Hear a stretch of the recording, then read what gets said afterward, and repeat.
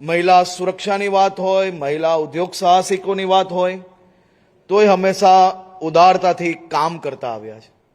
કે પછી મારા ખેડૂત મિત્રોની વાતો હોય, હંમેશા ઉદાર મનથી લોકોના પ્રશ્નોને, સમસ્યાના નિકાલ કઈ રીતે લાવવા તે માટે એક શબ્દ બી બોલ્યા વગર ભૂતકાળના પ્રશ્ન હોય કે આજનો પ્રશ્ન હોય, ભૂતકાળની અંદર બી જેટલી સમસ્યાઓ આવી એ સમસ્યાઓના નિકાલ વગર બોલે એમને હંમેશા કર્યા છે. કે આ નમસ્કાર મિત્રો, આપ સૌનું હાર્દિક સ્વાગત છે વાયરલ વંટોળમાં. એક તરફ ગુજરાતના હજારો ખેડૂતો પોતાના પ્રશ્નોને લઈને રસ્તા પર ઉતર્યા છે અને 1100 થી વધુ ટ્રેક્ટરો સાથે ખેડૂતો અમદાવાદ પહોંચ્યા ગાંધીનગર જવા માટે. વીજ પોલના વળતરથી લઈને ખાતરના ભાવ અને અનેક પ્રશ્નોને લઈને સરકાર સુધી અવાજ પહોંચાડવાનો પ્રયાસ કર્યો. પરંતુ આ બધાની વચ્ચે એક એવું નિવેદન આવ્યું છે જે હવે ચર્ચાનો વિષય બન્યું છે. ગુજરાતના નાયબ મુખ્યમંત્રી હર્ષ સંઘવીએ મુખ્યમંત્રી ભૂપેન્દ્ર પટેલના વખાણ કરતા કહ્યું કે સરકાર હંમેશા ખેડૂતોની ચિંતા કરે છે અને ખેડૂતના પ્રશ્નોના ઉકેલ સામે સતત કામ કરી રહી છે. સૌપ્રથમ સાંભળીએ હર્ષ સંઘવીએ શું કહ્યું.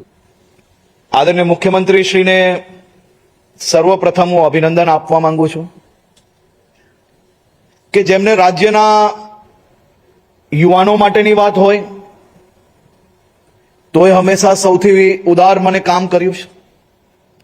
મહિલા સુરક્ષાની વાત હોય, મહિલા ઉદ્યોગ સાહસિકોની વાત હોય, તોય હંમેશા ઉદારતાથી કામ કરતા આવ્યા છે. કે પછી મારા ખેડૂત મિત્રોની વાતો હોય, હંમેશા ઉદાર મનથી લોકોના પ્રશ્નોને, સમસ્યાના નિકાલ કઈ રીતે લાવવા તે માટે એક શબ્દ બી બોલ્યા વગર ભૂતકાળના પ્રશ્ન હોય કે આજનો પ્રશ્ન હોય, ભૂતકાળની અંદર બી જેટલી સમસ્યાઓ આવી એ સમસ્યાઓના નિકાલ વગર બોલે એમને હંમેશા કર્યા છે.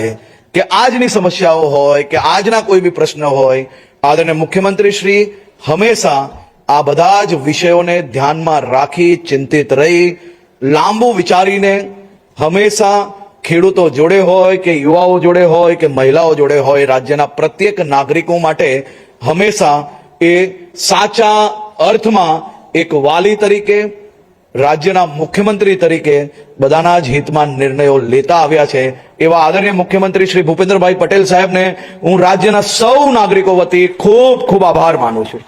મિત્રો, તમે સાંભળ્યું. હર્ષ સંઘવીનું કહેવું છે કે મુખ્યમંત્રી ભૂપેન્દ્ર પટેલ હંમેશા ખેડૂતો, યુવાનો અને મહિલાઓના પ્રશ્નને ગંભીરતાથી લે છે અને તેમના ઉકેલ માટે કામ કરે છે. પરંતુ અહીં સૌથી મોટો સવાલ એ જ ઊભો થાય છે, જો સરકાર ખેડૂતોનો પ્રશ્નનો લઈને એટલી જ ગંભીર છે તો પછી હજારો ખેડૂતોને ટ્રેક્ટર લઈને અમદાવાદ સુધી કેમ આવવું પડ્યું ગાંધીનગર જવા માટે? ખેડૂતોનો શા માટે રસ્તા પર ઉતર્યા અને શા માટે વળતર, વીજ પોલ અને ખાતરના મુદ્દાઓ હજુ પણ ચર્ચામાં છે? ગઈકાલે ઓગણજ ખાતે ખેડૂતોની સભા યોજાઈ હતી, પરંતુ ત્યારબાદ જે પરિસ્થિતિ સર્જાઈ તે પણ ચર્ચાનો વિષય બની, કારણ કે ખેડૂતો બે જૂથમાં વેચાઈ ગયા હોવાનું જોવા મળ્યું. એક જૂથ સભા તરફ ગયું અને જ્યારે બીજું જૂથ ગાંધીનગર તરફ આગળ વધવા માંગતું હતું.